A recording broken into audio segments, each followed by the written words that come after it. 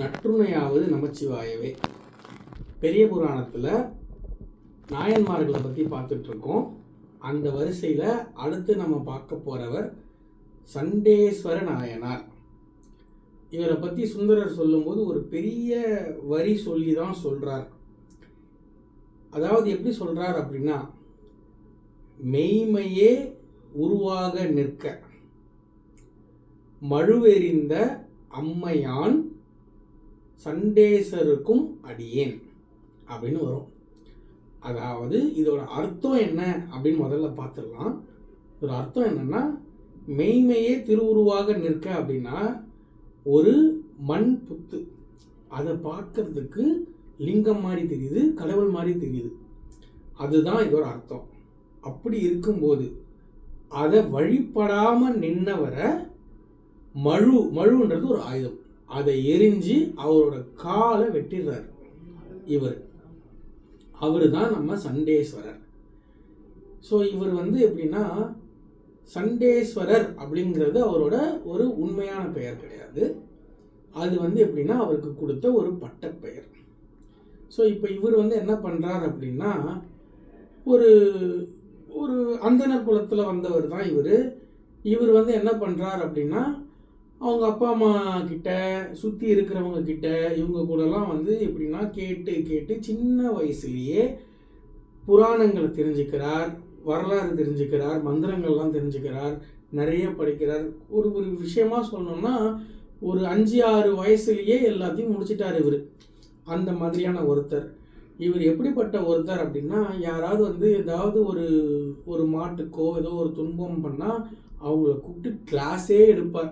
அதனால என்ன பிரச்சனை வரும், உங்களுக்கு அதனால என்னென்ன பாவங்கள் வரப்போகுது அப்படிங்கிறத லிஸ்ட்டு போட்டு சொல்லக்கூடிய ஒரு ஆள். இது ஒரு இந்த இன்சிடெண்ட்டில் ஒரு இதுவாக சொல்லியிருக்காங்க. எப்படின்னா, ஒருத்தர் உண்மையிலேயே ஒரு மாடு மேய்க்கும் போது அந்த மாடு நடந்து போகிறப்போ ஒரு குழந்தைய முட்டிட போகுது, காலால் உதைச்சிட போகுது, இல்லைன்னா முட்டிட போகுதுன்ற ஒரு பயத்தில் அந்த மாடை கொம்பை பிடிச்சி தள்ளி விட்டார். அந்த மாடை மேய்க்கிறவர் தள்ளி விட்டுட்டு, இப்படி தப்பு பண்ணிட்டியே, குழந்தைய போய் நீ இப்படி தீண்டி இருப்பியே அப்படின்னு சொல்லிட்டு கொம்பு எடுத்து அடிச்சிடுறாரு. அதை பார்த்து இவருக்கு பொறுக்கலை. அவர்கிட்ட போய் பசு காமதேனு, அதோடு இன்னொரு உருவம் தான் பசு, பூலோகத்து காமதேனு தான் பசுவை சொல்லுவாங்க. ஸோ அப்படிப்பட்ட ஒன்றை நீ இப்படி பண்ணக்கூடாது, அதனால உனக்கு என்ன வரும் அப்படின்லாம் கிளாஸ் எடுப்பார். அப்படிப்பட்டவர் தான் இவர் என்ன பண்ணுறாருன்னா, இந்த இன்சிடெண்ட்டுக்கு அப்புறமா, விடுப்பா உன் மாடை நானே மேய்ச்சிக்கிறேன், இந்த மாட்டு குரூப் ஃபுல்லாக நானே மேய்ச்சிக்கிறேன் அப்படின்றார். அவங்க அப்பாவோட மாடும் வீட்டில் இருக்குது, அதையும் இவர் தான் மேய்க்கிறார். மேய்க்கிறப்போ என்ன பண்ணுறாருன்னா, டெய்லி போகிறார், ஆற்றுல போயிட்டு அந்த ஓரத்தில் மேய விடுறார். இவருக்கு இறைவன் மேலே இருக்கிற பக்தியில் என்ன பண்ணுறார், பார்க்குறார். அங்கே ஒரு மண்ணால் ஆன லிங்கம், அந்த மண்ணால் ஆன லிங்கத்தை பார்க்குறார். அவர் என்ன பண்ணுறாருன்னா, மாடு கிட்ட போகிறார். மாடு கிட்ட போயிட்டு அதை பார்க்குறார். மாட்டுக்கே புரிஞ்சிருது, பாலை கறந்து கொடுத்துருது. அதை எடுத்துகிட்டு லிங்கத்துக்கு அபிஷேகம் பண்ணிடுறார். தினமும் இந்த வேலை தொடருது. இப்போ எல்லாரும் இவங்க அப்பா கிட்ட கம்ப்ளைண்ட் பண்ணுறாங்க, ஒரு நாளை போல் 2 மாடோ இல்லை 3 மாடோ பாலை கறக்க மாட்டேங்குது. அது அங்கே கறந்துருச்சு இல்லையா, இங்கே கறக்கலை. அந்த கம்ப்ளைண்ட்டை கேட்ட உடனே அவங்க அப்பா என்ன பண்ணுறாருன்னா, சந்தேகம் வருது.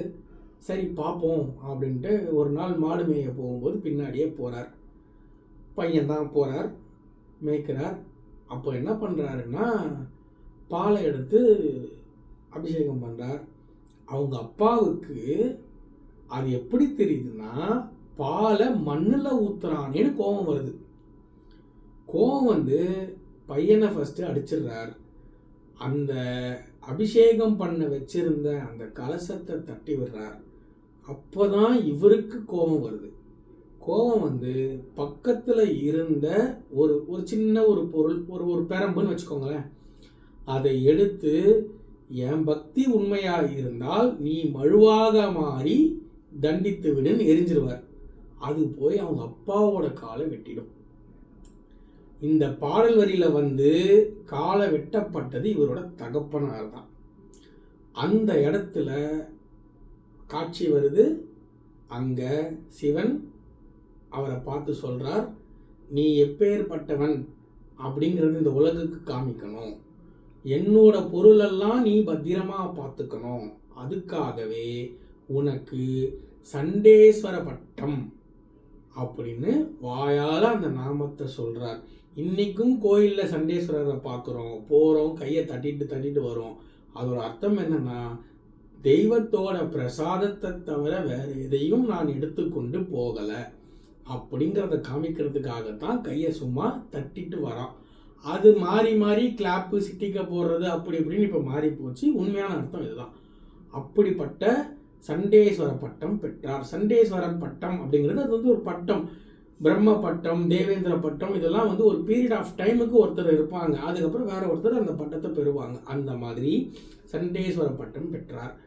அப்படிதான் இவர் சண்டேஸ்வரர் ஆனார், நாயனாராவும் ஆகிறார். ஸோ 63 ஒருத்தர். அது மட்டும் இல்லாமல் சண்டேஸ்வர பட்டம், அப்படிப்பட்ட ஒரு சிறப்பு அவருக்கு இருக்கு. அவரு தான் நம்ம சண்டேஸ்வர நாயனார். இன்னொரு நாயன்மாரை பற்றி அடுத்த வீடியோவில் பார்க்கலாம்.